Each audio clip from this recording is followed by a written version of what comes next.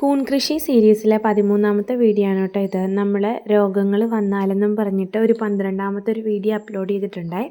അതിൻ്റെ കണ്ടിന്യൂഷനാണ് ഈ ഒരു വീഡിയോ കേട്ടോ.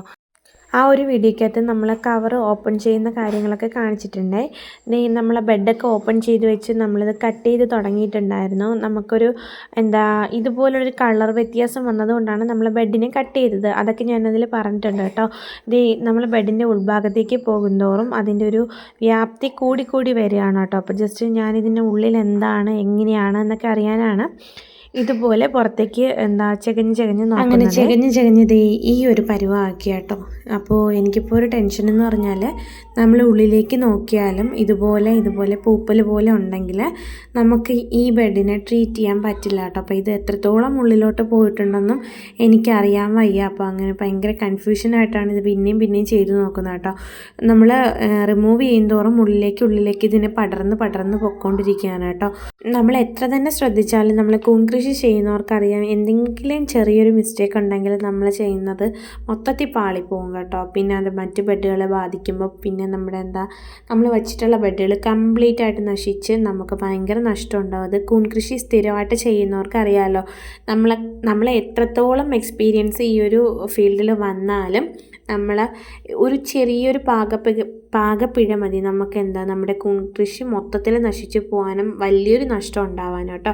അപ്പോൾ തുടക്കക്കാരാണെങ്കിൽ ചെറിയ രീതിക്ക് മാത്രം ബെഡുകൾ ചെയ്ത് നോർമലി നമ്മൾ പഠിച്ച് കഴിഞ്ഞ ശേഷം ഒരു വലിയ എമൗണ്ട് ഇൻവെസ്റ്റ് ചെയ്തിട്ട് നമ്മൾ കൂൺ കൃഷി ചെയ്യുക കേട്ടോ. കൂൺ കൃഷി ചെയ്യുമ്പോൾ ഫസ്റ്റ് തന്നെ എടുത്ത് ചാടി ബെഡല്ല നമ്മൾ ഷെഡോ കാര്യങ്ങളോ ഒന്നും നിർമ്മിക്കേണ്ട ആവശ്യമില്ല കേട്ടോ.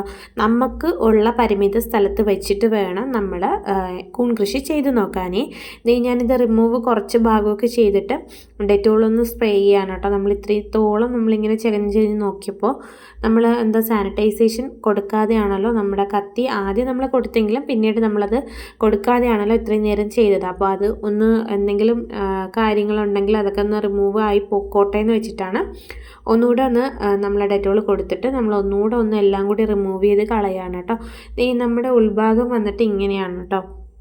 ഞാനിത് ചെയ്തേക്കുന്നത് പെല്ലറ്റിലാണ് കേട്ടോ. പെല്ലറ്റിൽ ചെയ്ത ഒത്തിരിയും ബെഡുകൾ എനിക്ക് കംപ്ലൈൻ്റായി വന്നിട്ടുണ്ട് കേട്ടോ. പെല്ലറ്റിൽ എനിക്ക് സക്സസ് ആയിട്ടില്ല. നമ്മൾ പെല്ലറ്റ് എടുത്തതിൻ്റെ പ്രശ്നമാവാനാണ് ചാൻസ് ഉള്ളത് കേട്ടോ. അങ്ങനെ ഞാൻ ബാക്കി വന്ന ബാലൻസ് പെല്ലറ്റിൻ്റെ അടുത്ത് റിമൂവെല്ലാം ഞാൻ എടുത്ത് പുറത്തേക്ക് കളയാണ് കേട്ടോ. അത് ഉപയോഗിച്ചേ ഇല്ല. മൊത്തത്തിൽ ആ ചാക്കിൻ്റെ ഒരു അരച്ചാക്കോളം ഉണ്ടായിരുന്നു, അതിനെടുത്ത് കളഞ്ഞേ. നമ്മൾ ബെഡെല്ലാം ഇങ്ങനെ ആയിട്ടുണ്ട്. നമ്മളെ ഇനി പുതിയൊരു കവറിലേക്ക് മാറ്റണം കേട്ടോ. കംപ്ലീറ്റ് ആയിട്ട് നമ്മൾ ആ കവർ എല്ലാം റിമൂവ് ചെയ്തിട്ടാണ് നമ്മൾ ചെയ്യുന്നത്. നമ്മുടെ മൈസീലേതിന് വേറൊരു കോട്ടവും തട്ടാത്ത രീതിയിൽ, അതായത് പുറത്ത് ഭാഗമൊക്കെ അതുപോലെ വെച്ചും കൊണ്ട് നമ്മൾ ഉൾഭാഗത്താണ് ഇത് ചെയ്തത്. ഉൾഭാഗത്തു നിന്ന് കറക്റ്റായിട്ട് ആ പോർഷൻസ് എല്ലാം നമ്മൾ റിമൂവ് ആക്കാൻ ശ്രമിച്ചിട്ടുണ്ട്. പക്ഷേ എത്രത്തോളം നമ്മൾ ചെയ്താലും നമുക്ക് ഇത് സക്സസ്സായി വരണമെന്ന് ഒരു നിർബന്ധവും ഇല്ല കേട്ടോ. എന്തെങ്കിലും ഒരു പൊടിയായിട്ട് അതിരുന്നാൽ മതി, പിന്നെയും മൊത്തത്തിൽ അത് ബാധിച്ച് ബെഡ് മൊത്തത്തിൽ ചീത്തായി പോവേ.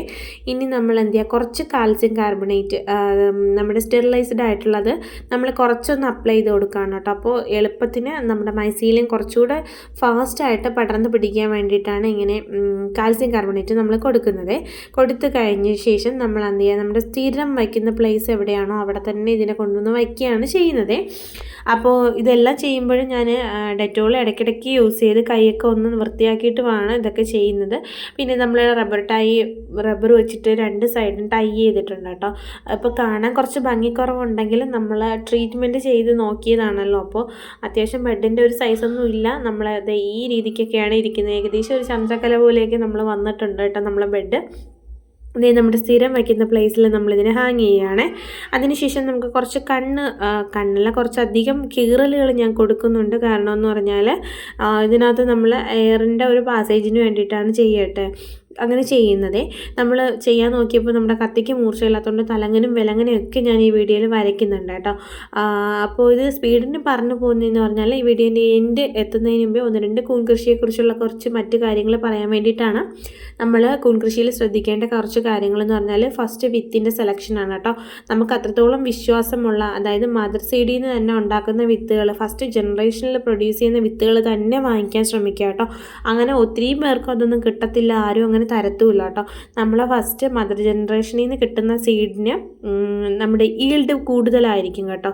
അത് ആരും തരില്ല. നമ്മൾ സ്വന്തമായിട്ട് നമ്മൾ സീഡിൻ്റെ പ്രൊഡക്ഷൻ തുടങ്ങിയാൽ മാത്രമേ നമുക്ക് ഫസ്റ്റ് ജനറേഷനിലുള്ള കൂണുകളെ പ്രൊഡ്യൂസ് ചെയ്യാൻ പറ്റുള്ളൂ. അപ്പോൾ എന്തായാലും നിങ്ങൾക്ക് കിട്ടുന്ന വിത്തിൻ്റെ ക്വാളിറ്റി നിങ്ങൾ കറക്റ്റായിട്ടും ഉറപ്പാക്കിയിരിക്കണം. പിന്നെന്താ, സാനിറ്റൈസേഷൻ മസ്റ്റാണ് കേട്ടോ. അടുത്ത ടിപ്പ് അടുത്ത വീഡിയോയിൽ ഇടാവേ.